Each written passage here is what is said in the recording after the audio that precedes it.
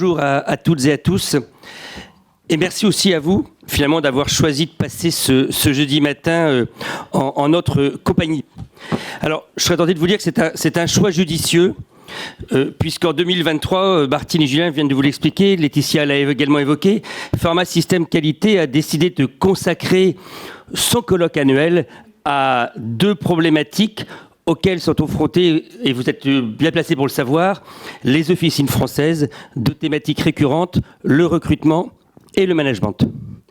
Deux problématiques, serais-je tenté de dire, qui en réalité dépassent largement le cadre officinal et concernent plus largement tout le secteur de la santé.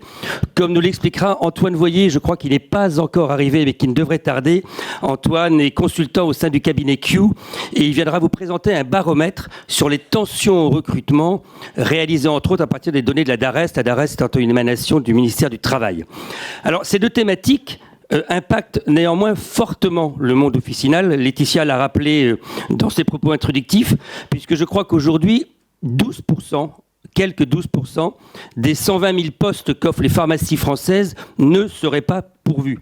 Ça fait quand même un paquet de jobs à pourvoir. Un problème qui pose question à la fois sur l'attractivité du secteur et sur le management en vigueur dans ce secteur. En clair, mesdames, messieurs les pharmaciens et pharmaciennes, êtes-vous réellement des managers ? Êtes-vous de bons managers ? C'est, en tout cas, la question auquel va tenter de répondre ce 13e colloque de l'association Pharma Système Qualité, la pharmacie de demain, une équipe, un projet. Alors, certains d'entre vous se demanderont peut-être le rapport avec la démarche qualité sur les référentiels, assis sur les référentiels ISO 9001 et QMS Pharma. Martine et Julien vous l'ont évoqué et en introduction, et je pense que dans 4 heures, parce que vous avez 4 heures à passer avec nous, le temps d'une bonne disserte, eh bien, ce rapport vous semblera évident. Donc, vous l'aurez compris, nous allons nous employer pendant ces 4 heures à venir tenter de cerner et surtout de mieux comprendre les attentes des membres de l'équipe officinale, adjoints, préparateurs et titulaires. Il n'y a pas d'hiérarchie, c'est juste par ordre alphabétique. La première sur les... Donc, concrètement, deux tables rondes précéderont et succéderont l'intervention d'Antoine Voyer que j'ai citée tout à l'heure. La première portera sur les attentes de l'équipe officinale. Elle réunira un représentant de chacune des composantes que je viens d'évoquer et visera à recueillir en quelque sorte les besoins du terrain. La seconde rassemblera des spécialistes du management et du système de santé et s'emploiera à déterminer les règles à respecter pour bien recruter et bien manager. Vous le voyez, notre matinée sera a priori riche d'enseignements et devrait vous apporter quelques éléments de réponse aux questions qui vous taraudent, qui pourraient vous tarauder. Par exemple, quelles sont les attentes des équipes officinales ? Comment résoudre la crise des vocations qui frappe le monde de la santé et impacte fortement l'univers officinal ? Pourquoi les principes de management doivent-ils évoluer en profondeur dans les pharmacies d'officine? En quoi la mise en place du DUST et de la licence de préparateur va venir impacter l'officine? Comment concilier pénurie de main-d'œuvre et nouvelles missions? Quelles sont les règles à respecter pour réussir sa politique de recrutement? Pourquoi y a-t-il urgence à revoir l'organisation du travail au sein des officines? Et bien d'autres questions encore auxquelles nous allons nous atteler à répondre. Alors, je ne m'étendrai pas, moi, davantage, et pour mieux cerner les attentes de l'équipe officinelle, j'appelle donc à me rejoindre sur scène Patrick Béguin. Alors Patrick, je vous ai aperçu tout à l'heure, je ne le vois plus, si vous êtes là. Patrick, vous êtes fondateur et ancien président de l'ANPPO, ce qui veut dire Association nationale des préparateurs en pharmacie d'officine, association qui est née, je le rappelle, en 2020, donc en pleine crise de la Covid. Venez à côté de moi, Patrick. Et qui compte aujourd'hui plus de 700 adhérents. Bon, 700 sur 50 000, c'est pas mal, mais il peut mieux faire quand même. Hein. On compte sur vous et sur vos successeurs. Benjamin, j'ai vu Benjamin par là. Benjamin Moutel, vous êtes fondateur et président du CPAOF, ce qui veut dire Collectif des pharmaciens adjoints d'officine. Je crois que j'ai rien oublié. Et Benjamin, vous êtes ce qu'on appelle un pharmacien volant. Et vous êtes dans le 44, en Loire-Atlantique, si je ne m'abuse. Alors, Pierre-Édouard Poiré. Pierre-Édouard, je ne l'ai pas vu, sauf tout à l'heure à l'écran. Formidable. Pierre-Édouard, vous êtes là aussi. Alors, Pierre-Édouard, vous ne représentez personne sauf vous-même, c'est déjà pas mal. Mais vous êtes surtout pharmacien titulaire dans le 95, donc dans le Val d'Oise, si je ne m'abuse. Et vous êtes, ce qui n'est pas une mince affaire, engagé en qualité. On l'a vu tout à l'heure. Bienvenue, Pierre-Édouard. Et enfin, Théo. Alors, je n'ai pas vu Théo Boissier. êtes-vous là, Théo? Eh bien, il n'est pas là. Eh bien, il nous rejoindra. Théo, il vient de Genève, donc c'est un peu plus loin. Théo, on compte sur lui parce que Théo, c'est un jeune pharmacien. Alors, il représenterait à la fois les adjoints, mais à la fois les étudiants. Il est thésé récemment et il a surtout soutenu une thèse qui portait sur le bien-être au travail dans l'officine. Et donc, il travaille aujourd'hui à Genève, mais pas en officine. Donc, en attendant qu'il arrive, ça ne veut pas dire qu'il est dégoûté de l'officine avant même d'avoir commencé ou par sa thèse. Hein. Ne me faites pas dire ce que je n'ai pas dit. Hein. Bon, en attendant que Théo nous rejoigne, parce que parfois la ponctualité helvétique n'est pas forcément toujours au rendez-vous, vous voyez. Alors, messieurs, on va commencer rapidement. Et Patrick, je vais commencer par vous. Afin d'entrer directement dans le vif du sujet, quelles sont vos attentes, vous, Patrick, en tant que préparateur? Vous m'avez dit vieux préparateur, mais je préfère dire préparateur quand même. Hein. Les attentes des préparateurs actuellement, c'est bien entendu une reconnaissance. Et puis, par l'universitarisation, c'est upgrader le niveau des préparateurs. On l'a vu, vous en avez parlé, l'équipe officinale a de nouvelles missions et le préparateur s'intègre et doit s'intégrer dans ces nouvelles missions avec un certain nombre de responsabilités. On voit bien que le pharmacien, avec ses nouvelles missions, ne peut pas forcément tout gérer. Et les nouveaux préparateurs, avec le DUST et j'espère la licence, vont pouvoir prendre de nouveaux... vous pouvoir aider le pharmacien dans un certain nombre de tâches, mais toujours sous sa surveillance, puisque c'est le code de la santé publique. Ça veut dire monter en compétences et monter en responsabilité pour avoir plus de reconnaissance. Mais on va revenir sur toutes ces notions-là. Benjamin, vous avez un micro, vous aussi, devant vous. Saisissez-vous-en et expliquez-nous quelles sont vos attentes. J'ai précisé que vous étiez tout à l'heure pharmacien volant. Ce serait un peu réducteur que de vous limiter à cela. Mais quelles sont vos attentes, vous, en tant que représentant des jeunes, même si vous êtes déjà quadra? Ah oui, vous nous déduit que les quadras ne sont plus jeunes. Hein. Mais moi, je suis caca, donc je peux le dire. Alors là, je vais parler aujourd'hui plus au nom de... Alors, je vais donner des avis plus personnels avec le vécu que je peux en avoir, et puis aussi relayer d'autres idées, d'autres intentions, d'autres souhaits que je vois passer aussi au travers de plusieurs associations, donc notamment le CPAOF. Avec le CPAOF, on regroupe, c'est une association qui regroupe les adjoints, alors qu'ils soient volants, intermittents, remplaçants, vous les appelez comme vous voulez, et les adjoints qui sont fixes dans une officine. Ce sont des configurations assez différentes, des organisations de travail qui sont différentes, donc on ne peut pas généraliser une réponse, on ne peut pas donner une réponse générale à cette question-là, mais très clairement, les attentes évoluent. Je ne sais pas, on en parlera sûrement un petit peu plus loin. Est-ce que c'est générationnel ? Est-ce que c'est dû au Covid? On peut probablement trouver plein de raisons. En tout cas, les attentes en termes d'organisation du travail, en termes, je vois aussi passer beaucoup de choses, mais bon, on pourrait faire toute une discussion autour de simplement la question de la rémunération, mais c'est aussi un sujet. Moi, personnellement, on en avait parlé un petit peu, Stéphane, c'est plus le facteur humain, c'est plus la relation avec l'équipe et le titulaire, le chef d'entreprise, qui va créer une envie d'aller travailler dans telle ou telle pharmacie. Alors personnellement, je travaille dans des pharmacies, je tourne dans des pharmacies où le titulaire est un ami, hein, donc ce sont des amis chez qui je vais travailler, donc forcément la relation elle est beaucoup plus simplifiée, mais très clairement, dans les retours, les discussions qu'on peut avoir au sein du CPAOF, on a des échanges en distanciel, des discussions sur des groupes privés.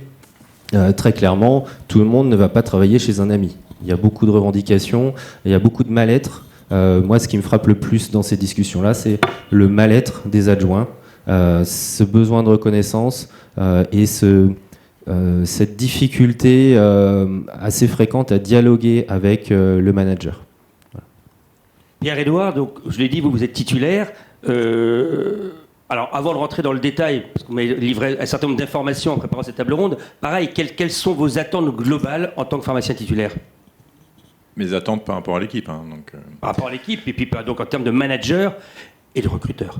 Tout à fait. Alors, mes attentes par rapport à l'équipe, ça va avec un peu ce qu'on va voir juste après pour le côté manager, c'est d'avoir des équipes qui soient des membres de l'équipe qui soient très interactifs, on va dire, avec l'équipe et avec moi, justement. D'avoir beaucoup d'échanges et d'avoir beaucoup d'organisation. Et j'ai remarqué lors des entretiens d'embauche que je fais, et après pour ceux que j'embauche, que c'est quelque chose qui est très apprécié, le fait qu'il y ait une organisation qui soit en place dans l'officine. Et ça, la démarche qualité, on en parlera plus en détail après, mais apporte beaucoup. Et c'est des choses qu'on m'a fait remonter, même si dans un premier temps, pour ceux qui ne connaissent pas, ça leur paraît un peu lunaire, ou des fois ça peut leur faire peur, on va dire, quand je leur explique un peu tous les plannings qu'on a, etc. Mais assez rapidement, ils se rendent compte que pour finir, ça amène de l'efficacité et ils s'intègrent assez facilement dedans. Et moi, je leur demande de s'intégrer dedans. Et donc, ça peut paraître un peu procédurier au départ, c'est clair, quand on ne connaît pas. Comme la qualité en général. Comme la qualité en général, comme l'image. Pour ceux qui ne connaissent pas. Comme vous disiez tout à l'heure, c'est vrai que ça fait toujours peur la qualité parce que ça paraît quelque chose de très rébarbatif et très administratif. Mais en réalité, c'est quelque chose de très concret, très factuel et qui paye à tous les niveaux en termes de management, de rentabilité, enfin sur plein de choses. Et c'est des choses qui me font remonter après et qu'ils espèrent le jour où ils me quittent, parce que ça peut arriver pour diverses raisons, retrouver dans les pharmacies dans lesquelles ils iront après.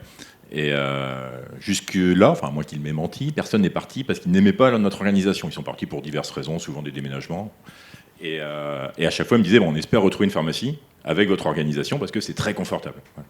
Donc c'est un peu ça, moi, que je leur apporte et que je leur demande en même temps, c'est de s'intégrer dans ce système d'organisation qu'on met en place. Ça veut donc dire que vous passez par la reconnaissance, et je me tourne immédiatement vers Patrick. Vous l'avez évoqué en introduction, Patrick. Vous semblez dire aujourd'hui que, et vous êtes revenu, vous avez insisté, j'allais dire lourdement, mais vous avez insisté pendant la préparation de cette table ronde, que les préparateurs pâtissent d'un manque de reconnaissance, ils en souffrent. Alors la question, elle est directe. Est-ce à dire que les préparateurs sont aujourd'hui la cinquième roue du carrosse officinal ? C'est joli le carrosse officinal, non, ça vous plaît ? Alors, tout à fait. Les préparateurs, alors surtout depuis, je dirais, le 17 mars 2020 exactement... Voilà, parlez bien, collez bien le micro au menton. Pardon. Depuis le 17 mars 2020 exactement, sont investis tous dans le Covid, contre le Covid plutôt, et ils étaient transparents. On n'en a pas parlé. Les préparateurs n'avaient le droit à rien, ils n'avaient pas le droit au masque, ils n'avaient pas le droit aux crèches, aux caisses spéciales, etc. Le préparateur est transparent. Attendez, transparent vis-à-vis des pharmaciens, donc des autres membres de l'équipe, ou transparent vis-à-vis des pouvoirs publics ? Ou transparent pour tout le monde, finalement ? Je dirais plutôt les pouvoirs publics, mais les pharmaciens parlent peu des préparateurs et de la situation des préparateurs. Ça, c'est... Vous maintenez le présent, c'est pas l'imparfait, hein, c'est parle peu, c'est pas parler peu. Pardon ? Vous dites parle peu, c'est pas l'imparfait, c'est pas parler peu. Donc c'est toujours d'actualité. Tout à fait. Bon. C'est toujours d'actualité. Alors, il y a eu des progrès, puisque les préparateurs sont, depuis le mois de mars, ça a été annoncé à Pharmagora, reconnus comme professionnels de santé. Ils vont avoir un numéro RPPS et une carte ICPS. Ça doit se faire dans les semaines, officiellement dans les semaines qui viennent. Et ça, c'est un plus pour la profession. Ça a été très attendu et... c'est aussi la porte ouverte pour le préparateur à de nouvelles missions, de nouvelles responsabilités, et puis également l'ouverture vers de nouvelles études, etc. Cette reconnaissance, c'est le fruit du travail de la NPPO ou c'est le fruit d'un travail conjoint avec les syndicats de pharmaciens ? J'ai aperçu Philippe Besset pour la Fédé, je suppose que son homologue du SPO doit ne pas être très loin. Est-ce que vous avez bossé avec les syndicats de pharmaciens ou plus crûment, est-ce que les pharmaciens Le syndicat de pharmaciens, pardon, se fout des préparateurs. Alors, directement, nous n'avons pas échangé, mais nous avons fait partie de groupes de travail sur le Ségur numérique de santé, sous l'égide de M. Xavier Vitry. Et, bien entendu, les pharmaciens, les syndicats de pharmaciens étaient présents. Maintenant, il y avait bien entendu que seul représentant actif, la NPPO, mais on a eu une oreille attentive de la part des pouvoirs publics. Alors moi j'ai une question supplémentaire, c'est la NPPO existe, mais il y avait des syndicats aussi chez les préparateurs. Syndicats plus traditionnels, hein, pas catégoriels, CGT, FO et compagnie. Eux n'ont pas bossé avant ? Alors, je n'en sais pas, je ne sais rien, je les ai pas vus. Bon, en clair, heureusement que la NPPO est arrivée finalement. C'est ça le message. C'est vrai qu'on n'a pas lâché les pouvoirs publics pour obtenir cette reconnaissance. Alors, puisqu'on est dans les acronymes, je me tourne vers Benjamin. J'ai dit tout à l'heure, vous étiez membre fondateur du CPAOF, mais comme ça ne vous suffisait pas, vous avez rajouté une petite couche avec le CREPOF. Alors, vous allez d'abord nous expliquer ce qu'est le CREPOF, mais moi, tout ce que j'ai vu au moment de la constitution du CREPOF, qui fédère donc des étudiants en pharmacie, des adjoints en pharmacie et des pharmaciens titulaires, il n'y a pas de préparateur. Alors, même question, est-ce que ça veut dire que les préparateurs ne sont pas assez chics pour adhérer au CREPOF ? Non, il y a eu effectivement des échanges sur intégration ou pas des préparateurs. Il y a tellement de sujets concernant les pharmaciens, et des discussions, des consensus à trouver entre étudiants, adjoints et titulaires. Que déjà on a ces sujets-là à traiter. On règle nos problèmes entre nous. Déjà, on fait le ménage chez nous. Non, c'est pas une question de ménage, c'est une question vraiment de trouver des solutions et de discuter ensemble. Rappelez-nous, le CREPOF, ça veut dire quoi ? Et donc le CREPOF, c'est le cercle de réflexion de la pharmacie d'officine. Et qui est ouverte à tous les pharmaciens d'officine et étudiants en pharmacie, et aussi les représentants, donc les associations, syndicats représentants des officinaux. Allez-y. Alors, j'interviens, mais tout à fait, vraiment gentiment. Et c'est vrai que lorsque j'ai vu la création, j'ai mis un petit mot en disant les préparateurs, est-ce qu'ils ne font pas partie de l'équipe officinale ? Et c'est... Gardez bien le micro sur le menton. Collez-le au menton, vous allez voir après, vous tournerez avec. Et j'allais dire, c'est la démonstration là, on est transparent. Ah. L'équipe officinale, c'est le titulaire, c'est l'adjoint, c'est le préparateur, c'est l'apprenant, l'apprenti. Et toutes ces personnes font partie d'une seule équipe. Et je crois que c'est quelque chose qui a été oublié, et de plus en plus. Je veux dire, chacun des membres de l'équipe officinale joue un rôle. Il joue un rôle, mais tous les trois, je veux dire, doivent faire un tout. Mais Benjamin n'a pas fermé la porte, c'est pas lui le président du CREPOF, mais il a dit on va d'abord nettoyer un peu le curé d'Augias, et puis après on va... Oui, ça fait partie des discussions qu'on a, hein, mais c'est vrai que déjà dans un premier temps, parlons entre pharmaciens adjoints, titulaires et étudiants. Il y a tellement de sujets et tellement parfois de difficultés à trouver des décisions qui sont dans l'intérêt de tous, que c'est déjà un travail, mais effectivement l'évolution peut-être à très court terme, peut-être à moyen, peut-être à long terme sera d'intégrer les préparateurs dans ces discussions-là, ou alors de créer une autre structure qui permettra des échanges avec les préparateurs aussi. Mais alors effectivement, on est bien d'accord. Vous n'avez pas de technostructure, mais en revanche dans votre pharmacie, on peut le dire, à peu près 3 millions d'euros de chiffre d'affaires, pharmacie de centre commercial, donc pharmacie où il y a du flux, comme on dit. Oui, tout à fait. Oui. Vous avez donné corps à la notion d'équipe officinale.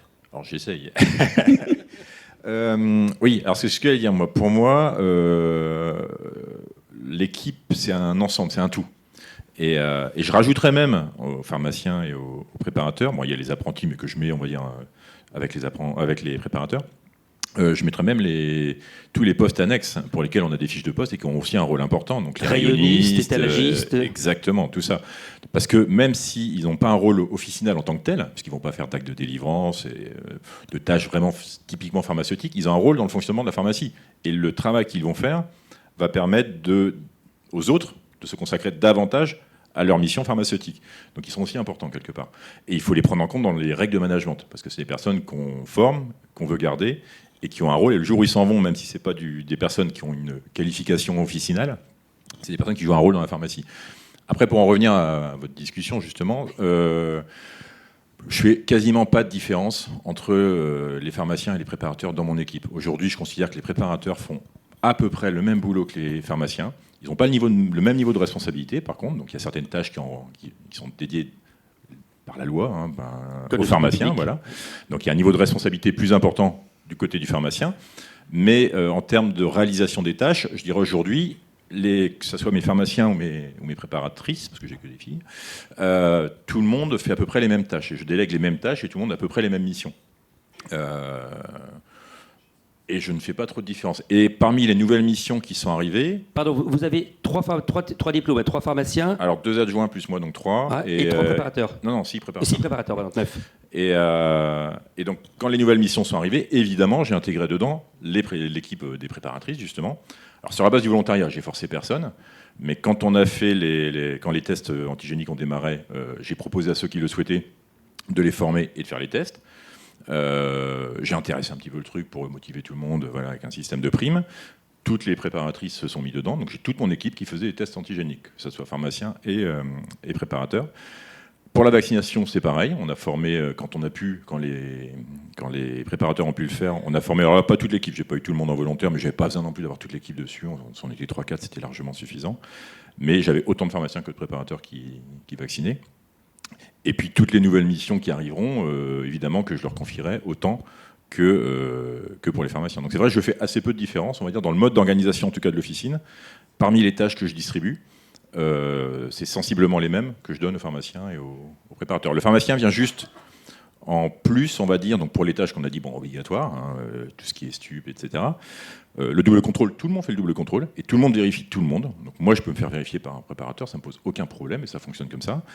Et puis pour toutes les autres tâches que je confie à l'équipe, elles sont réparties équitablement entre pharmaciens et préparateurs.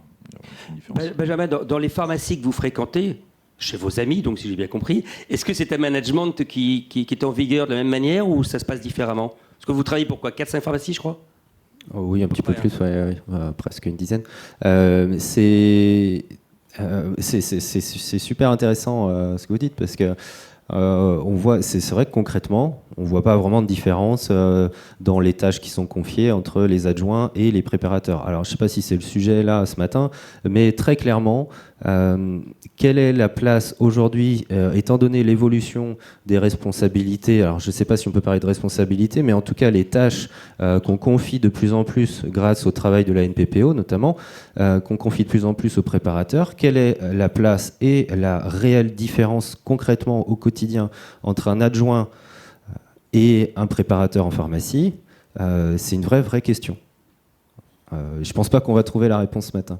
Mais, on va tenter d'apporter des éléments de réponse. Ouais, est-ce que c'est l'objet de la discussion? Est-ce que ça fait tous les arguments qui vont mener quelqu'un à venir travailler dans telle ou telle pharmacie? Je ne suis pas certain, mais effectivement, c'est une partie du problème. Ouais. Après, je peux préciser, je ne l'ai pas précisé, quand je dis je répartis de façon équitable, il y a quand même une hiérarchie qui est maintenue. C'est important. Oui, bien sûr. Le pharmacien est toujours celui qui viendra trancher quand il y a un problème, quel qu'il soit. On va dire que ce soit un problème de comptoir ou d'organisation. Au moment où il y a une décision à prendre, si je dirais je suis présent, à la rigueur, c'est moi qui le ferai. C'est vous le patron. Si je ne suis pas présent, c'est un de mes adjoints qui va trancher pour moi. Voilà. Mais ça reste, on va dire, mes bras droits, entre guillemets, au sein de l'équipe. Ça n'empêche pas que je répartis les tâches équitablement, mais ils ont toujours un pouvoir plutôt de décision plus important que les préparatrices par rapport à ce côté un peu hiérarchique, parce qu'on ne peut pas mettre tout le monde sur le même pied d'égalité non plus. Il y a un niveau de formation qui est différent, il y a un niveau de rémunération qui est différent. Il faut qu'il y ait quand même une petite différence qui s'applique. Donc il y a ce côté responsabilité, parce que déjà au niveau de la loi, ils n'ont pas les mêmes responsabilités, donc ça compte. Et puis du coup, comme ils engagent leur responsabilité en étant présents, et ils engagent leur diplôme aussi, c'est eux qui doivent trancher quand un problème se présente. Un problème sérieux, on va dire, ou même moins sérieux, mais enfin, dans tous les cas, c'est le pharmacien qui tranchera. C'est ça que vous appelez une bonne organisation, parce que quand on a préparé la table ronde, vous me disiez, moi, quand j'assois mon recrutement à l'officine, à partir d'une bonne organisation. C'est ça la bonne organisation ? Alors la bonne organisation, oui, ça en fait partie, c'est surtout le fait que tout soit entre guillemets, planifié, couché sur le papier. C'est-à-dire que les choses soient lisibles et compréhensibles, et que chacun sache ce qu'il a à faire, et chacun sache où il va, et chacun sache où on va tous, entre guillemets. Et donc ça permet de justement cette organisation, donc cette répartition des tâches, ces fiches de poste, les fiches de progrès qu'on fait pour améliorer les dysfonctionnements, les réunions d'équipe, les entretiens individuels, tout ça amène de la lisibilité, de la clarté. C'est-à-dire que le problème qu'on a dans une officine, comme dans toute entreprise, et quelle que soit sa taille, je dirais, c'est la communication, la plupart du temps. Et le meilleur moyen d'avoir un management qui fonctionne bien, et d'être bien organisé, du coup, c'est d'avoir un bon système de communication qui fonctionne. Et pour ça, il faut avoir des choses clairement établies. Ça veut dire, en clair, si on devait traduire, c'est ce qu'on pourrait appeler l'ambiance de travail. L'ambiance et la structuration. Pas mal, structuration. Oui, ça va plus loin que l'ambiance. La structuration des choses. Alors ça tombe bien parce que Pharma Système Qualité, alors on l'a dit, on ne va pas tout déflorer aujourd'hui. Pharma Système Qualité aime bien en garder un peu sous le pied régulièrement. A réalisé cette fameuse enquête. Et donc dans cette fameuse enquête, il ressort, et je vais vous donner la parole à Laetitia parce que je vois qu'elle s'impatiente, elle trépigne d'impatience, c'est l'ambiance au travail qui apparemment ressort comme item principal en termes de management et de bien-être au sein de l'équipe officinale. C'est bien ça, Laetitia ? Lorsqu'on a posé aux pharmaciens la question, quels sont d'après vous les principaux facteurs d'implication des membres de l'équipe. Et là, j'aimerais bien que vous rebondissiez dessus et que vous me disiez ce que vous en pensez, parce que c'est une vue de titulaire.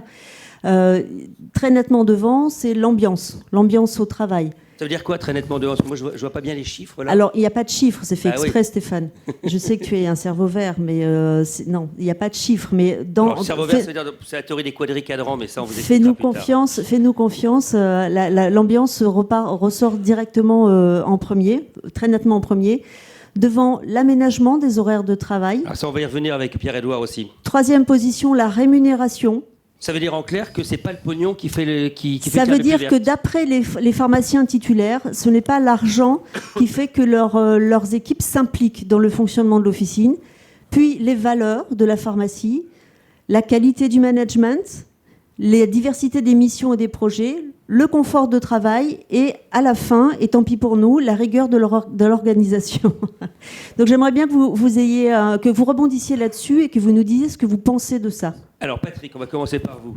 Alors, oui, je suis tout à fait d'accord.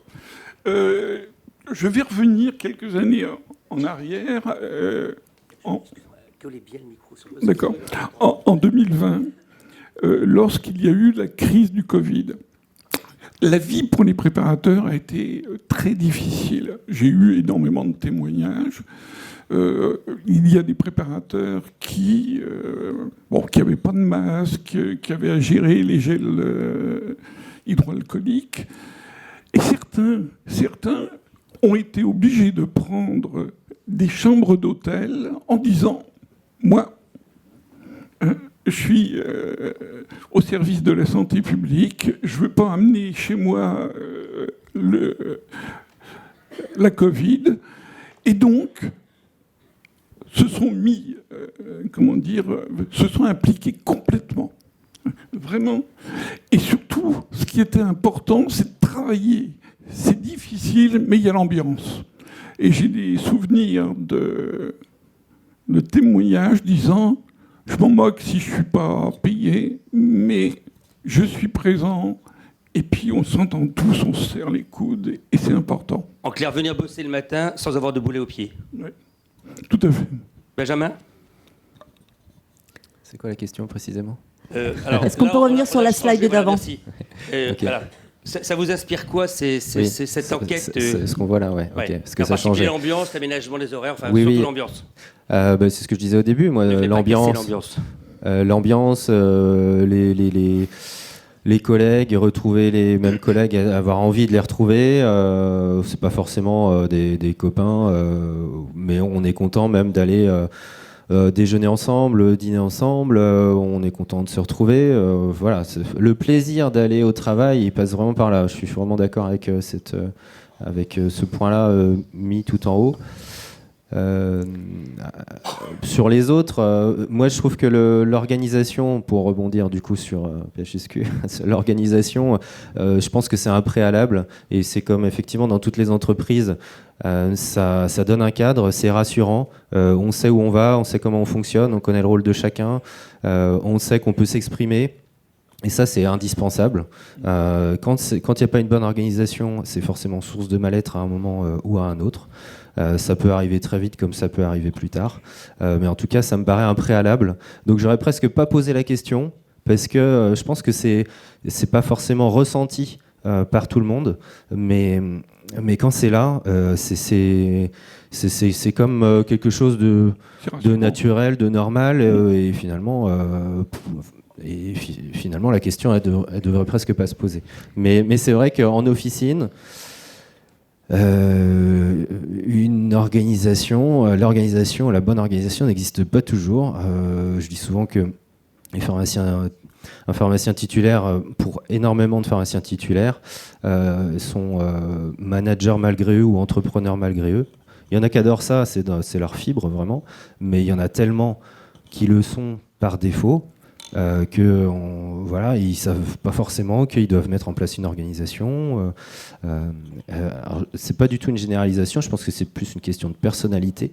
Et on voit très bien un salarié qui arrive dans une pharmacie avec un titulaire qui a mis en place une organisation, qui a vraiment la fibre pour manager, pour écouter, etc. Bizarrement, ça se passe beaucoup mieux. Et dans le cas contraire, j'en ai vu, et je pense que vous en avez tous vu, des exemples de personnes qui savent absolument pas manager, au contraire, qui vont se défouler sur leurs équipes.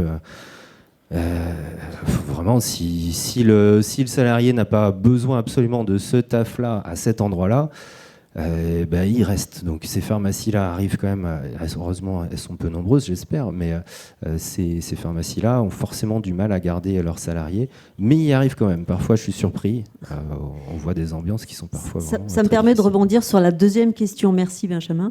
C'est, d'après vous, titulaire, quelles sont les principales causes de départ justement de votre officine? Et c'est la slide d'après. Donc justement, alors pas l'organisation de la pharmacie, mais organisation personnelle. Je quitte la pharmacie pour aller, par exemple, plus proche de chez moi.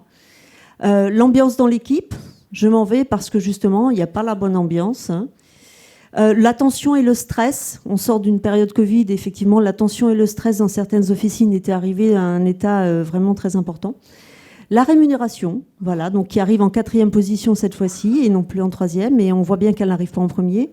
La surcharge de travail, donc difficilement compatible avec les difficultés de recrutement actuellement, le manque de responsabilité, les perspectives d'évolution et l'intérêt des missions et projets.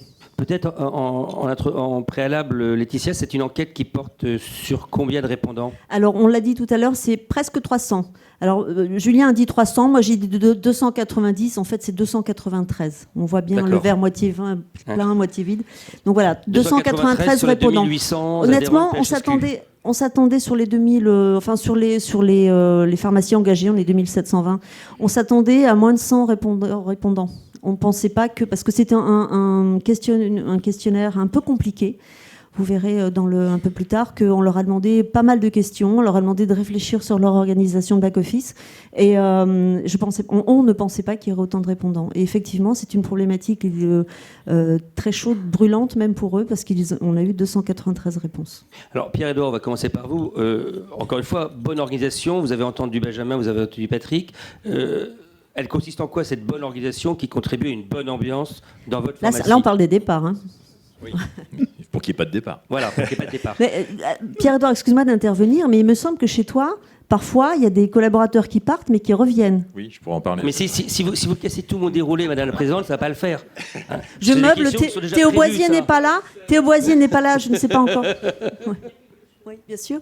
Juste par rapport à Théo, en fait, Théo Boisier n'est pas encore arrivé. Je ne veux pas du tout parler à sa place, mais je faisais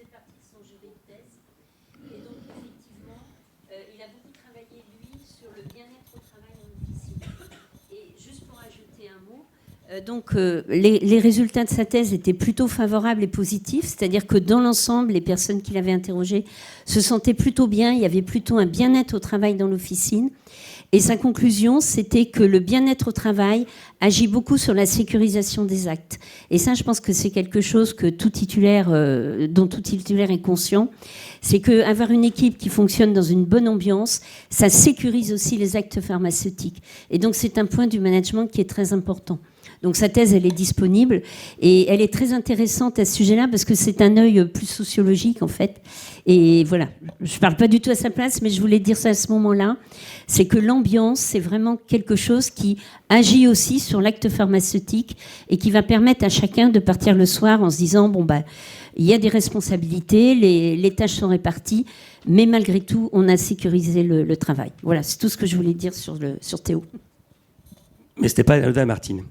Donc, Pierre-Édouard. Alors, donc, du coup, les répercussions de l'organisation sur l'ambiance. Donc, c'est vrai que l'organisation a une importance assez forte, on va dire, sur l'ambiance, mais pas que, mais ça y participe.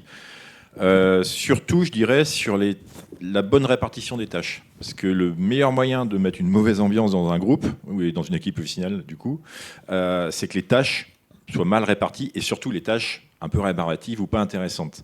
Il suffit qu'on confie trop de ces tâches à certaines personnes de l'équipe et pas à d'autres. Il y aura un sentiment un petit peu de déséquilibre, de favoritisme ou d'être mis de côté en tout cas, et qui peut créer des tensions, des frustrations, des départs et mettre aussi une mauvaise ambiance. Donc le fait d'avoir des plannings, enfin pas des plannings, mais une organisation par rapport à ça, donc on a une matrice des tâches qui répartit toutes les tâches, et on a fait un deuxième outil qu'on a fait sortir de cette première matrice des tâches qui, elle, reprend vraiment toutes les tâches d'officine, où on a gardé que les tâches ingrates, entre guillemets, enfin pas très intéressantes à faire en tout cas, et qu'on a réparti du coup au sein de l'équipe entre tout le monde, de manière équitable. Chacun a son lot, on va dire, de tâches à faire, pas forcément intéressantes. C'est équitable. Ce qu'il faut, c'est toujours avoir quelque chose d'équitable. Ça, c'est important. J'irai après, je peux paraître comme ça très rigide, hyper organisé surtout. Il y a le côté humain dans l'ambiance qui compte aussi. C'est-à-dire que je demande à mes équipes d'être très organisées, d'être très factuelles. Mais je dirais, une bonne ambiance dans une équipe officinale, c'est une mayonnaise qu'il faut faire prendre. Et c'est pas facile à faire prendre. Et ça peut, des fois, partir un petit peu en cacahuète. Il faut savoir, des fois, lâcher un peu de lest. C'est-à-dire qu'il faut être rigoureux, il faut être organisé, il faut que chacun soit à son boulot. Mais pour peu qu'à un moment, ça soit un peu calme à la pharmacie, je vais pas leur imposer, je vais pas leur sauter dessus en disant « Ah bah c'est calme, allez, on fait l'inventaire, on fait le rangement, faites le plein des rayons ». Je leur laisse des moments, volontairement, entre eux, où ils peuvent taper un peu la discute, clairement.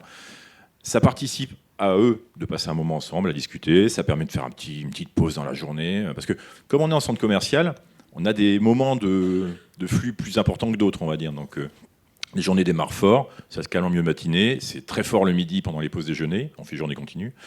Ça se recalme dans l'après-midi et on termine toujours sur beaucoup d'activités en fin de journée. Donc pendant ces temps morts, je leur laisse un petit peu de liberté pour créer cette ambiance, justement, qui est ce côté-là. Et j'observe un peu ce qui se passe aussi, voir si je remarque des tensions, c'est pas toujours évident de les voir. Quand ça prend bien, tant mieux, ça se passe bien et c'est super. Des fois, ça peut mal se passer. Et là, alors moi, j'ai plusieurs moyens de l'identifier parce que forcément, je ne suis pas toujours au comptoir avec elles. Et puis, je ne suis surtout pas dans leurs discussions parce que l'équipe, c'est l'équipe. Le titulaire, c'est le titulaire. Je ne peux pas être leur ami. On peut pas. Voilà, on a une relation quand même professionnelle. Ça peut se faire. Il y en a qui y arrivent, mais c'est quand même compliqué. À partir du moment où il y a un rapport d'autorité, d'avoir une relation amicale, c'est compliqué. Tant que tout va très bien, c'est bien, mais il y a un moment où des fois, il faut être un peu plus ferme. Et là, du coup, le lien d'amitié, ça peut être compliqué à gérer. Donc je les laisse entre elles quand elles font ça. Donc du coup, le bon côté, elles forment un groupe, bonne ambiance, mais moi je suis pas forcément au courant des petites tensions qu'il peut y avoir parce que je participe pas à ces discussions. Je peux les identifier ça par un des outils qu'on met en place dans les outils management de la démarche, c'est les entretiens individuels, qui est un moment privilégié justement où on va se retrouver donc une fois par an avec chacun des membres de l'équipe en tête à tête dans le bureau, porte fermée, et on peut se dire les choses. Donc on va parler de tout, de l'organisation, de ce qui va pas. Et je leur pose toujours la question, pendant cet entretien individuel, est-ce qu'il y a des problèmes dans l'équipe? Est-ce qu'il y a des soucis? Est-ce qu'il y a des choses qui ne vont pas? C'est le moment de m'en parler. Moi, après, derrière, je gère. Je vois avec les personnes. Ça m'est arrivé une fois d'avoir un très gros problème entre deux personnes et que je gérais au mieux en respectant la démarche qualité, justement. Donc j'ai fait un entretien avec la première, un entretien avec la deuxième. J'ai compilé un peu les tensions qu'il y avait. Et on s'est fait un entretien à 3 après. Et on a à peu près réussi à stabiliser les choses, en tout cas.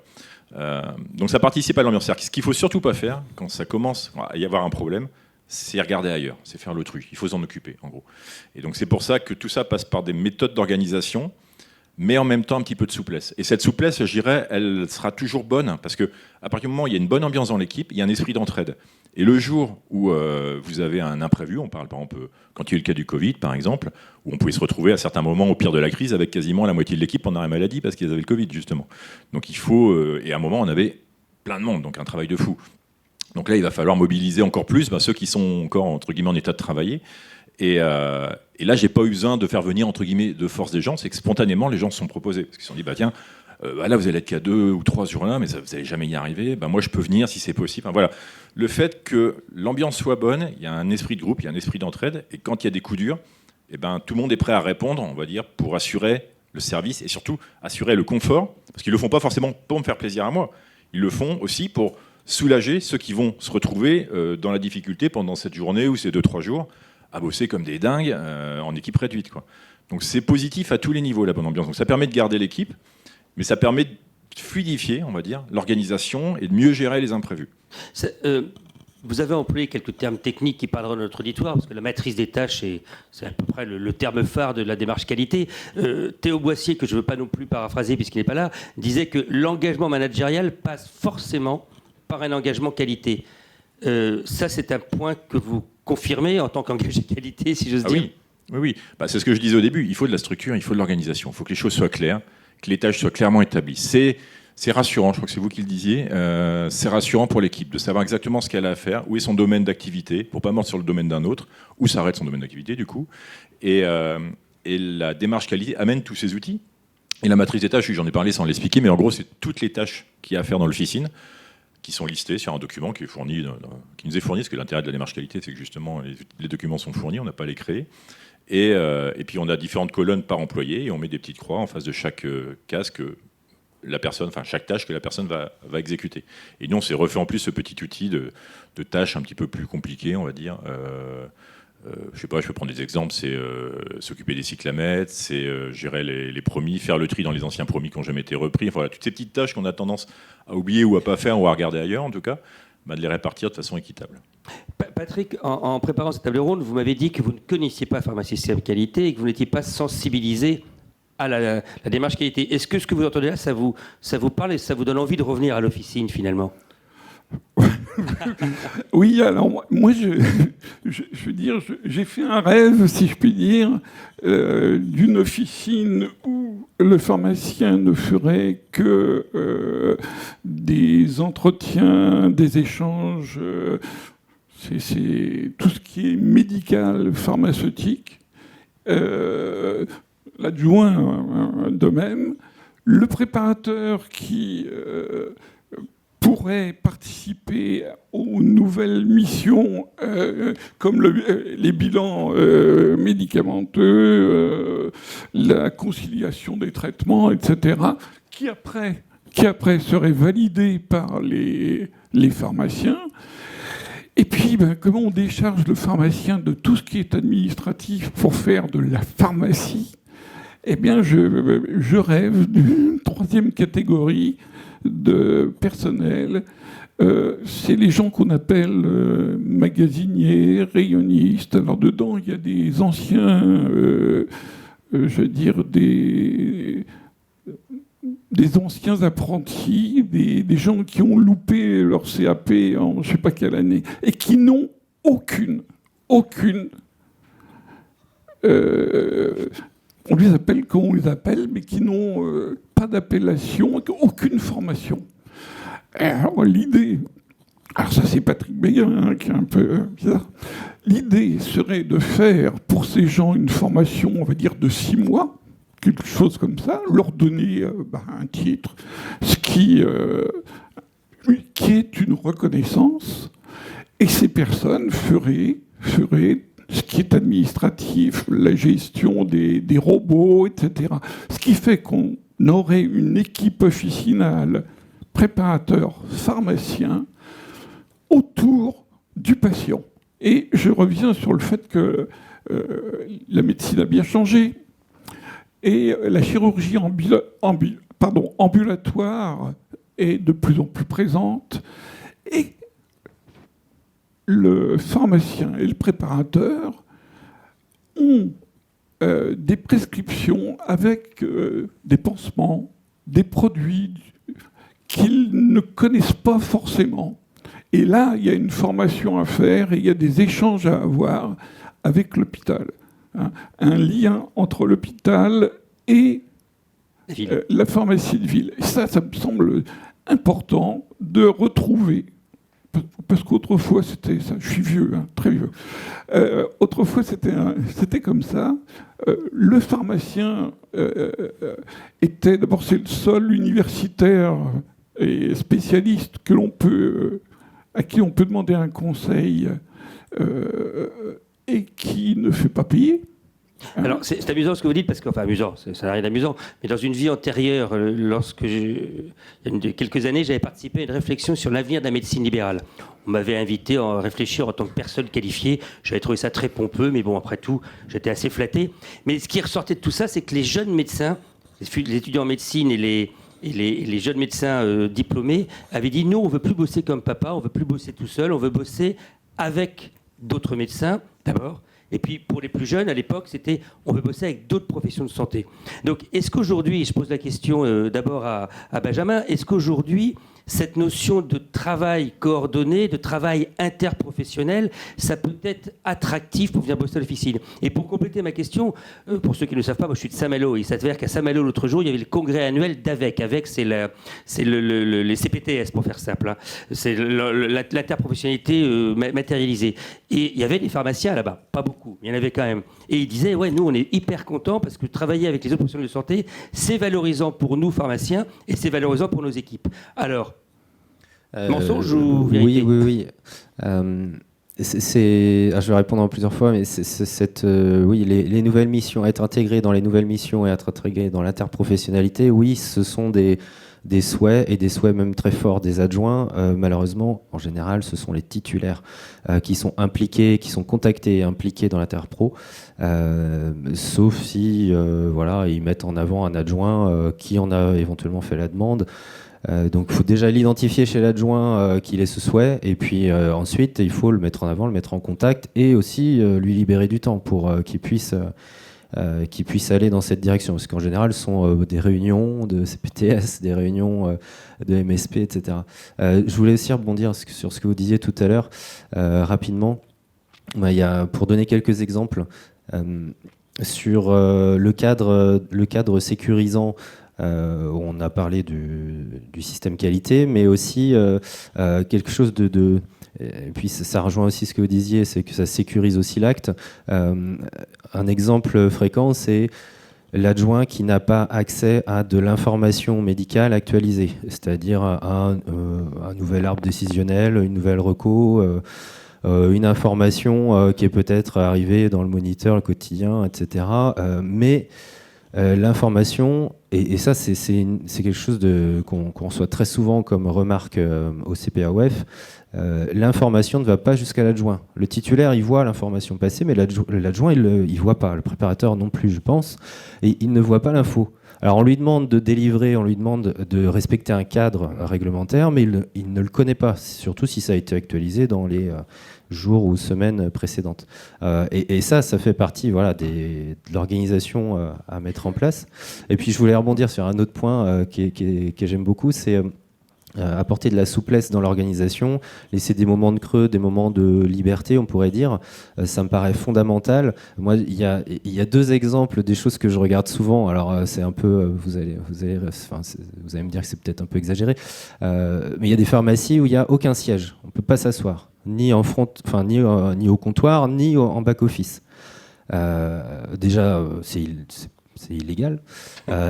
Déjà, c'est illégal. Et deuxièmement, ça ne fait que essouffler l'équipe. Donc l'équipe va forcément se renouveler ou partir. Alors si vous voulez faire partir quelqu'un, mettez aucun siège. c'est déjà un premier pas. Et puis le deuxième point que je regarde souvent, c'est est-ce qu'il y a une machine à café ? Est-ce qu'on peut prendre un café, un thé ?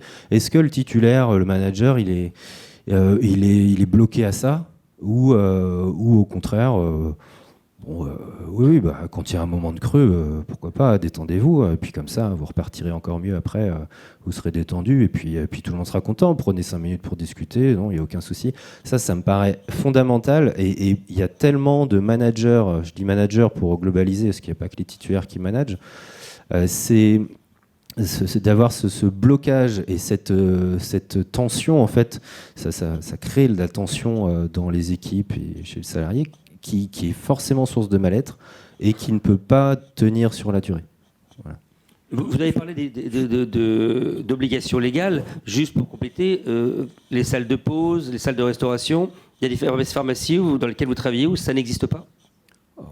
Parfois, c'est concrètement impossible, vu la taille du back-office. Après, on trouve toujours des moyens de s'organiser. C'est plus de la concertation, du dialogue, la communication entre salariés et employeurs. Ça, pour le coup, on est vraiment dans de l'organisation du travail et ça ne tient pas que à l'officine. Patrick. Alors, je voulais rebondir sur la formation médicale. Je veux dire, combien de pharmaciens mettent à disposition de leur personnel les journaux professionnels dans un endroit où chacun y va et chacun le prend. Moi, j'ai des témoignages où les préparateurs vont voler dans la poubelle le moniteur. Et ça, c'est quelque chose de terrible. Ne dites pas de mal du moniteur, parce que là, il y a des journalistes du moniteur. S'ils savent que leur journal finit dans la poubelle, ils vont être catastrophés. Il y a un moment... Mathieu, je vous promets, on lit le moniteur avant de le jeter. Hein. Ou le quotidien, enfin, ou un autre... et quand même, aller voler dans le journal alors que... Voilà, c'est de la formation, c'est de l'information. Alors là, c'est peut-être le journaliste ex-presse médicale qui pose la question, mais est-ce que ça se justifie aujourd'hui encore de faire des journaux pour les pharmaciens et des journaux pour les préparateurs ? Ça veut dire beaucoup, là. Alors, les journaux pour les préparateurs, c'est vite... C'est Porphyre, en l'occurrence. Porphyre, voilà, ouais. Il n'y en a qu'un. Il n'y en a qu'un. Maintenant, dans la pratique professionnelle des préparateurs, c'est, le quotidien, le moniteur, etc. Pierre-Édouard, vous êtes abonné au quotidien, au moniteur ? Au moniteur. Au moniteur, très bien. Et à Porphyre aussi. Et alors, moi, j'ai pris Porphyre pour l'équipe officinale. Enfin, pour les préparateurs, préparatrices, et je les mettais forcément tous, moniteurs comme Porphyre, à disposition de l'équipe. Bon, je suis un petit peu déçu, parce que je me suis rendu compte qu'il n'y a pas grand monde qui les consultait, mais bon, au moins ils étaient à disposition quand même. Après, en effet, pour rebondir sur ce que vous disiez, je vois plus, c'était peut-être logique à une époque, quand le métier de préparateur était vraiment dans la préparation et le pharmacien dans la délivrance, logique peut-être d'avoir 2 magazines différents, parce que c'était, entre guillemets, 2 métiers différents, pour finir. Aujourd'hui, on fait tous le même boulot, faut être réaliste. Je vois plus trop l'intérêt du Porphyre. C'est vrai que j'ai pris l'abonnement pour essayer, bon, j'ai vu, je suis pas sûr de revenir. Je pense que le moniteur suffit, à vrai dire. Donc, alors désolé pour les représentants du moniteur. Mais je pense qu'un seul magazine, vu que maintenant la tâche du préparateur, c'est un adjoint de pharmacien, on va dire. Donc et puis de toute façon, on le voit avec le Dust, il y a des opportunités qui sont offertes maintenant aux préparateurs de rejoindre la filière de la formation de pharmacien.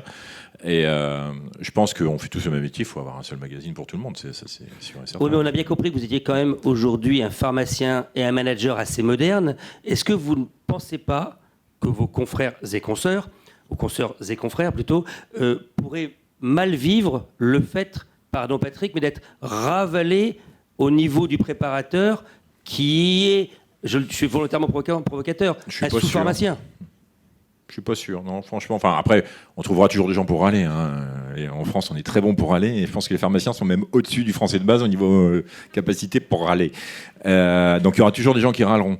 Ça, c'est sûr. Je pense pas. Je pense que franchement, dans les nouvelles, et même pas forcément que les nouvelles générations, que ce soit pharmacien ou préparateur, tout le monde est conscient du fait qu'on fait le même boulot maintenant et d'avoir un seul d'un seul moyen de communication, on va dire, ou magazine ou source d'information, ça me paraît... Pour l'équipe. Pour l'équipe, voilà, tout à fait, ça me paraît logique. Patrick, Pierre-Édouard a évoqué tout de suite la notion de dust, vous aviez vous-même l'aviez même vous-même évoqué dans vos propos introductifs. Est-ce que le dust et la licence, puisqu'on est dans la réforme LMD, licence master doctorat, est-ce que ce nouveau diplôme, finalement, va contribuer à rendre moins transparents les préparateurs, ce que vous dénonciez là aussi dans vos propos introductifs? Alors, je le pense. On va parler déjà du dust, hein, qui est un changement. C'est vrai qu'on oublie dans le dust la préparation. Hein, préparation magistrale, officinale, ça a tendance à disparaître, en faveur de la pharmacologie et de la pharmacie clinique. Ce qui permet justement d'aborder, aux préparateurs, d'aborder les bilans. Hein, bien entendu, validés avec des échanges avec le pharmacien, mais d'aborder des tâches beaucoup plus intéressantes et surtout d'actualité. C'est vrai que la pharmacologie, la pharmacie clinique, c'est la pharmacie actuelle. Et donc ça, c'est un plus. Maintenant, la licence, moi je ne sais pas s'il y a des représentants des syndicats de pharmaciens. Vous disiez en préparant la table ronde que d'après les échos que vous aviez, un certain nombre de pharmaciens rechigneraient, tout ça au conditionnel, à encourager leurs préparateurs à rentrer dans la préparation de la licence. Alors, j'ai ouï dire, comme ça, que la licence en officine, pourquoi ? À quoi ça peut servir, la licence en officine ? Bon, si les gens veulent le faire d'une manière optionnelle, oui. Voilà, c'est un petit peu ce que j'ai ouï dire. Par contre, les préparateurs hospitaliers, eux, c'est la licence, ils ont déjà la 3e année. Alors comment peut-on, entre guillemets, accepter d'avoir, entre guillemets, initialement le même diplôme, et puis certains vont avoir la licence, d'autres, ben non, le dust. Et ça, je dirais, entre guillemets, c'est pas acceptable. Et puis, en ayant la licence, eh bien, on va avoir une pharmacie, je veux dire, des diplômes de qualité, une pharmacie de qualité, une pharmacie autour du patient, hein, pouvoir échanger entre le pharmacien, le préparateur, le médecin. Il va y avoir le dossier médical partagé. Il y a des tas de choses qui se font. Eh bien, il faut que le préparateur soit à la hauteur. Et donc, enfin, moi, je suis pour la licence. Il faut se souvenir... Généralisé. Comment ? Pour la licence, généralisée. Ah oui, c'est généralisé. C'est ou personne ou tout le monde, quoi. C'est pas possible. Un hospitalier qui reviendrait en officine, ou le contraire, c'est pas acceptable. C'est difficile de comprendre ça. Ça peut être vu comme une forme d'internat. Comment ? C'est un peu comme l'internat pour les pharmaciens, qui faisaient l'internat pour aller travailler en hôpital. Benjamin, est-ce que la notion de formation peut être un critère de choix pour vous si vous devez rentrer dans une officine? En clair, est-ce que vous iriez bosser plus facilement dans une officine si on vous offrait la possibilité de passer, je ne sais pas moi, un DU complémentaire en micronutrition, en homéopathie ou je ne sais quoi? Je vous aurais compris, je ne suis pas pharmacien, donc je suis obligé d'inventer et de broder, mais est-ce que c'est quelque chose qui pourrait vous séduire pour aller bosser chez l'un plutôt que chez l'autre? Oui, forcément. On vous dit, je vous paye un DU d'EMAD.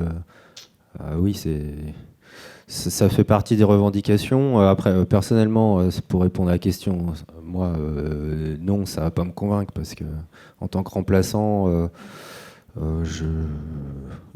personnellement, il y a sûrement des remplaçants qui seront très séduits à ce qu'on leur paye un DU, par exemple. Moi, c'est pas mon cas actuellement. Mais oui, c'est effectivement, ça rejoint ce qu'on n'a pas trop évoqué tout à l'heure, mais c'est la question de de s'intégrer plus dans l'évolution du métier, donc dans la pharmacie clinique, de se faire évoluer ses compétences, donc de se former par des DU ou de la formation continue, d'avoir un titulaire qui bloque pas. Alors encore une fois, je généralise pas, mais voilà, c'est des choses que j'entends. Un titulaire qui bloque pas pour libérer l'adjoint pour qu'il se forme. Alors encore une fois, tous les adjoints ne sont pas moteurs pour aller se former, mais quand ils le sont, c'est dommage de les bloquer. Est-ce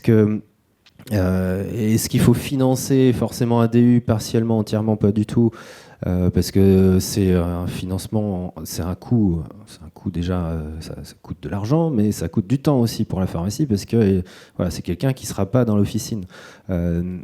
Bon, j'avoue que beaucoup d'adjoints oublient cette considération-là. Voilà, beaucoup sont très revendicatifs actuellement et perdent un petit peu la notion des nécessités d'une entreprise et de nécessité de présence d'un salarié, nécessité d'équilibrer un budget entre les ressources humaines et puis tout le reste, toutes les charges. En tout cas, ça fait partie effectivement des points qui peuvent convaincre. Après, on n'en a pas parlé, mais l'organisation du travail, le temps de travail, les jours libérés, la souplesse sur les congés, ça fait quand même partie, on l'a vu dans le questionnaire, ça fait partie des critères numéro 1. Et actuellement, c'est quand même les chaises musicales dans les officines. Vous ne me donnez pas mon samedi, moi je vais aller voir ailleurs. Donc je pense que c'est un point qu'il faut évoquer. La formation, c'est effectivement, je dirais que le point le plus important, c'est d'éviter de bloquer quelqu'un qui a envie de se former. Alors, avant que je ne repasse la parole à Pierre-Édouard, est-ce que dans l'auditoire, il y aurait des questions ? Monsieur Morowski.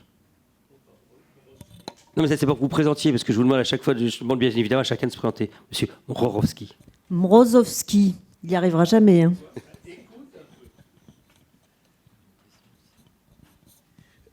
Donc Jean-Michel Mrozowski, président du comité pour la valorisation de l'acte officinal, et j'en rajoutais un deuxième, ce qui est quand même juste pour être un peu taquin, Association des États généraux du premier recours. Moi, je fais une constatation. J'entends nouvelle mission de la part des pharmaciens et j'entends plutôt vaccination, TROD, etc., etc. Et tout ce qui concerne les nouvelles missions, entretien, bilan partagé de médication, etc., etc., je l'entends de la part du préparateur. Je m'étonne un tout petit peu. Je crois qu'il faut aussi voir quelles sont les différentes visions du patient entre le patient qui est le pharmacien qui voit certaines choses du patient et le préparateur qui en voit d'autres, parce qu'ils n'ont pas la même formation. D'autre part, je suis un peu étonné, et ça m'ennuie profondément, qu'on fasse des amalgames. Qu'est-ce qu'il y a derrière responsabilité ? La responsabilité du pharmacien, il y a des obligations qui sont opposables vis-à-vis de la déontologie. Et je pense qu'oublier la déontologie dans notre discussion est extrêmement préjudiciable, me semble-t-il. Donc ça, c'est le constat et la question, donc. La question, tu veux que je pose une question ? Ah oui. Bon. Parce que j'ai toujours pas compris le premier constat, moi. Ah bon, t'as pas compris, mais parce que t'es pas pharmacien, tu le dis assez souvent. Donc, pourquoi n'entamons-nous pas cette réflexion autour d'une réflexion véritablement d'accompagnement du patient, parce que le bilan partagé d'une médication, parce que les entretiens sont absolument essentiels si on veut personnaliser notre travail. Est-ce que la question te va bien ? Par l'équipe officinale, on est bien d'accord. Ah, si tu veux, oui, ça ne me gêne pas. Ok, merci. Avez-vous d'autres questions ? Oui, madame, tout là-haut.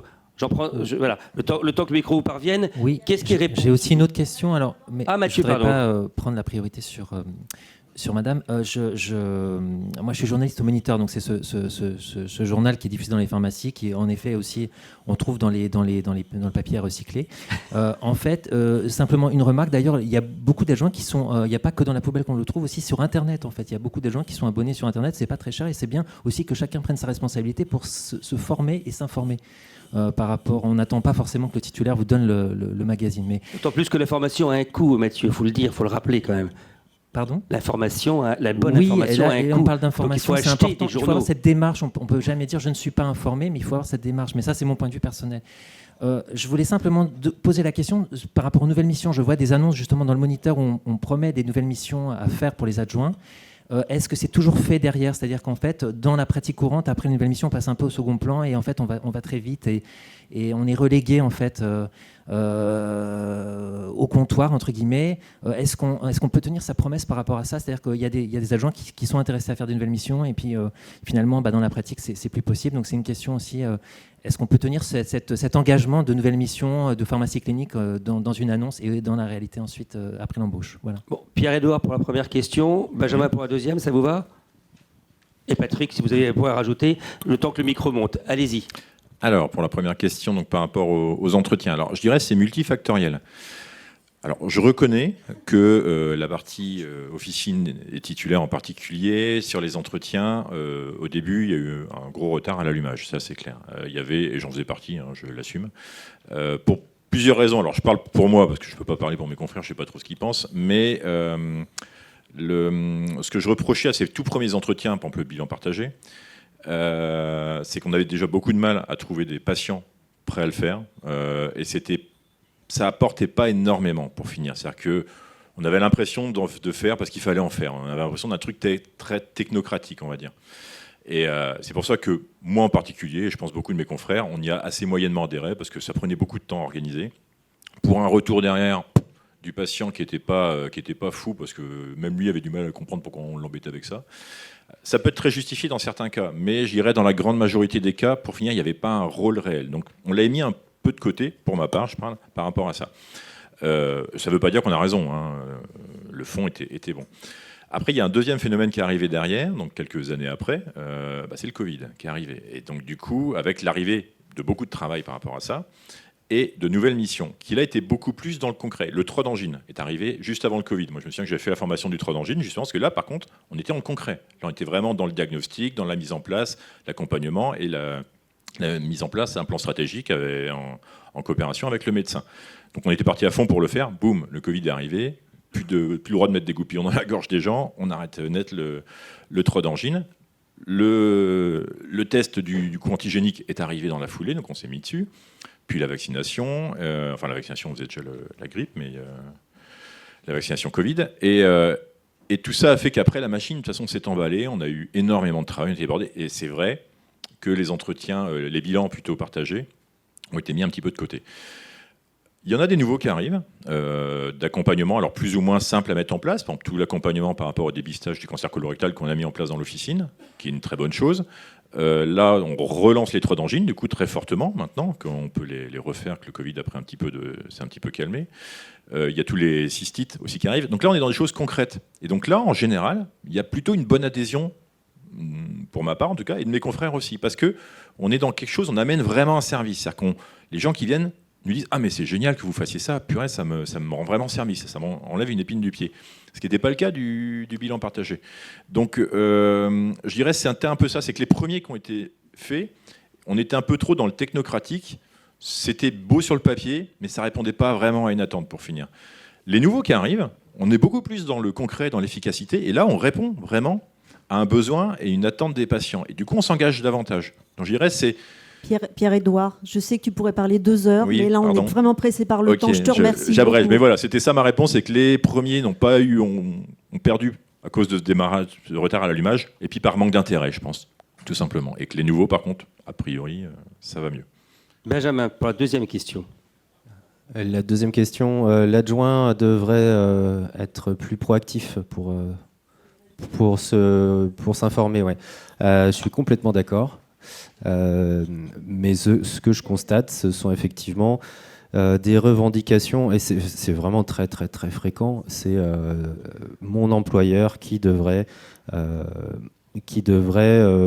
permettre d'actualiser mes connaissances et qui devrait payer l'abonnement concrètement au moniteur, quoi. Et au moins qui ne devrait pas le jeter, qui devrait me le donner avant de le mettre à la poubelle. Voilà. Personnellement, je suis abonné au Moniteur. On prend l'exemple du Moniteur, mais je suis abonné au Moniteur, je le paye. Mais voilà, beaucoup estiment, à tort ou à raison, que c'est l'employeur qui devrait payer concrètement l'abonnement. Je pense que voilà, c'est un achat mutualisé. Je pense que ça a du sens. Alors, pas forcément que le moniteur. Hein. Patrick, un commentaire rapide sur ces deux questions? Non, je suis tout à fait d'accord avec ce que dit Benjamin et Pierre-Édouard. Et Pierre-Édouard, oui, tout à fait. Bon, formidable. Alors, madame, une question. Alors, oui, mademoiselle. Bonjour, moi c'est Servane Lalinec, je suis vice-présidente en charge des perspectives professionnelles à l'Association nationale des étudiants en pharmacie de France et je suis également présidente du CREPOF, donc avec Benjamin. Donc déjà pour rebondir sur la participation des préparateurs au CREPOF, on est entièrement d'accord pour vous inclure au niveau du CREPOF en fonction des sujets qui arrivent. Là, notre premier sujet, c'est la formation en pharmacie. Dans un premier temps, on s'adresse qu'aux pharmaciens parce que je pense que pour cette discussion-là, c'est au niveau des titulaires, des adjoints et des étudiants que ça se passe parce qu'on n'a pas le même diplôme à ce niveau-là. Mais bien sûr, si un jour il y a un sujet qui vous concerne, on sera très heureux de vous accueillir au sein du CREPOF. Donc ça, c'était déjà un premier point et on en a déjà parlé au CREPOF. Vous serez les bienvenus en fonction du sujet. Au niveau de votre reconnaissance, nous, en tant qu'étudiants, on connaît votre importance. Déjà, quand on est en stage, la plupart du temps, on est pris sous l'aile d'un préparateur. Et on est vraiment très content de ça. Et vous nous apprenez déjà énormément à ce niveau-là. Et donc, rien que pour ça, merci. Et vous avez quand même une certaine importance. Et aussi, vous commencez à avoir de la reconnaissance. On le voit bien avec la PPL RIST. Ça y est, vous avez le droit à la vaccination. Et ça, je pense que ça va dans votre sens de reconnaissance. Et l'universitarisation de votre diplôme aussi va dans le sens de votre reconnaissance. On s'est bien rendu compte que vous aviez une grosse place dans l'équipe officinale. Ça y est, vous commencez à être reconnu et je pense que ça ne va aller qu'en grandissant. Donc voilà, c'était surtout pour ça, c'était pas vraiment une question. Merci Servane. Pour compléter juste ce que vient de dire Servane, la PPL RIS, pour ceux qui ne le sauraient pas, PPL veut dire projet parlementaire législatif. Donc en fait, c'est une loi qui est portée par les parlementaires et non pas un projet de loi par le gouvernement. Et c'est une loi qui va dans le sens du partage des tâches, j'aime pas le terme de partage des compétences, mais c'est un peu ça, délégation de tâches, partage des compétences. Merci beaucoup Servane. Messieurs, puisque la présidente nous pousse à quitter la scène, j'aimerais quand même qu'en termes de conclusion, vous puissiez apporter le point que je voulais évoquer dans mon dernier quart d'heure, mais que je n'aurais pas le droit de faire, qui est celui, effectivement, de l'organisation du travail, l'organisation de la semaine. Je vais commencer par vous, Pierre-Édouard. Vous m'avez dit Stéphane, en préparant... on est vraiment en retard. Oui, en préparant cette table ronde... oui. Je vous donne 20 secondes chacun, merci. En préparant cette table ronde, vous m'avez dit qu'en fait, dans votre équipe, vous aviez des semaines de 3 jours et demi, et que ça incitait, pour ceux qui le souhaitent, ça incitait vos salariés, finalement, à rester chez vous, voire à y revenir. Et est-ce que c'est quelque chose de compliqué à mettre en place? Et dans le cas du salarié qui est parti puis qui est revenu, ou de la salariée, est-ce que vous pouvez nous expliquer les raisons de cette organisation et pourquoi elle a voulu revenir? Voilà, en clair. Alors, du coup, les 3 jours et demi, c'est lié aussi à la typologie de mon officine. Je vais faire rapide, mais comme je suis en centre commercial, je fais journée continue. Donc, on fait des grosses journées. On fait 9h, 19h30. Les pauses font une demi-heure ou une heure en fonction du choix de chacun. Donc, ça fait des journées de 10 heures, grosso modo. Donc, en effet, 35 heures, ça tient sur 3 jours et demi. Donc, c'est quelque chose qui intéresse, en tout cas, les gens qui sont venus chez moi. Après, peut-être que d'autres, ça ne les intéresse pas. Mais pour ceux que ça intéresse, ça leur permet, en effet, de se libérer une moitié de semaine. C'est-à-dire de faire tous leurs horaires en 3 jours et demi. Donc ça peut être assez pratique en termes de gestion familiale, de loisirs, pour plein d'autres raisons. Donc c'est une des raisons pour lesquelles ils ont pu venir et qu'ils peuvent rester. Après, c'est pas que ça qui les fait venir, c'est d'autres choses aussi. C'est un des éléments. Après, les 2 personnes, parce que j'en ai 2, on va dire, qui étaient parties et qui sont revenues, c'est peut-être un peu pour ça, mais c'était pour ce que j'ai dit avant, c'était pour l'organisation générale de l'officine. Et qui ont bossé pendant longtemps chez moi, et comme tout le monde, au bout d'un moment, on peut trouver l'herbe un peu plus verte dans le pré d'à côté. Ils ont voulu aller voir ailleurs, pour d'autres raisons aussi géographiques, parce qu'ils n'habitaient pas tout près. Donc ils sont partis, ce que j'ai compris, et on s'est quitté en très bons termes. Quand quelqu'un part de la pharmacie, on se quitte toujours en bons termes. Je comprends tout à fait qu'on a envie d'avoir une autre expérience, ou trouver quelque chose de plus près de chez soi, c'est tout à fait compréhensible. Donc je laisse toujours la porte ouverte quand quelqu'un part. Je leur dis toujours que s'ils veulent revenir, ça sera avec plaisir en tout cas. Et là, ça n'a pas manqué, c'est qu'au bout d'un mois quasiment, avant la fin de leur période d'essai, ils m'ont rappelé pour me dire que est-ce que j'étais d'accord pour les reprendre, ce qui Merci était le cas, parce que voilà, je conclus. Et donc ils sont revenus, mais par rapport à l'organisation et tout ce qu'on a pu évoquer avant. Voilà. Okay, merci. Benjamin, vous l'avez évoqué aussi tout à l'heure. semaine réorganisée, congés plus faciles à prendre, ce sont des points importants. C'est des points, ça fait partie, c'est peut-être le point numéro 1 actuellement. Je pense qu'il y a aussi quelque part, alors là je parle pas pour le coup, je vais pas faire la promotion des adjoints, mais je pense qu'il y a beaucoup d'adjoints, de salariés qui devraient aussi considérer les problématiques de l'employeur, c'est-à-dire que il y a des contraintes des deux côtés, et il y a, à mon sens, mais là c'est très personnel, c'est vraiment mon avis, il y a beaucoup de revendications sur le fait de vouloir de vouloir aménager le temps de travail pour soi et sans du tout considérer les contraintes de l'entreprise. Est-ce que c'est quelque chose de générationnel? Est-ce que ce sont des... est-ce que... Apparemment, on voit ça dans d'autres secteurs aussi. Enfin, c'est très large comme constat. Néanmoins, voilà, ça pose une question de qu'est-ce que c'est le travail, pourquoi je viens travailler, combien de temps je suis prêt à consacrer à mon travail, oui, mais ma rémunération soit moindre si je travaille moins. Donc, quel équilibre je dois trouver? Chaque personne se pose ces questions-là. C'est vraiment des questions de société actuelle, et on est en plein dedans, quoi. Et puis en plus, on va avoir moins d'étudiants diplômés dans quelques années, donc Merci, je ne sais pas la solution. Voilà. Merci Benjamin. Merci. Patrick, c'est à vous qu'appartiendra le mot de la fin. Juste un mot Est-ce que un module de ressources humaines, de management, ne pourrait pas être ajouté aux études en pharmacie, au cursus des pharmaciens? Je crois que c'est fac dépendant. C'est fac dépendant aujourd'hui, et c'est bien dommage, je suis d'accord avec vous. Oui, parce que moi je dis souvent, c'est pas de leur faute. Ils font... voilà. On le fait sur le... Comme on le sent sur le moment, etc., sans avoir de formation. Et c'est vrai qu'on ne peut pas, entre guillemets, dire tirer sur les formations. C'est pour ça qu'on est là, Pharma Système Qualité. Merci.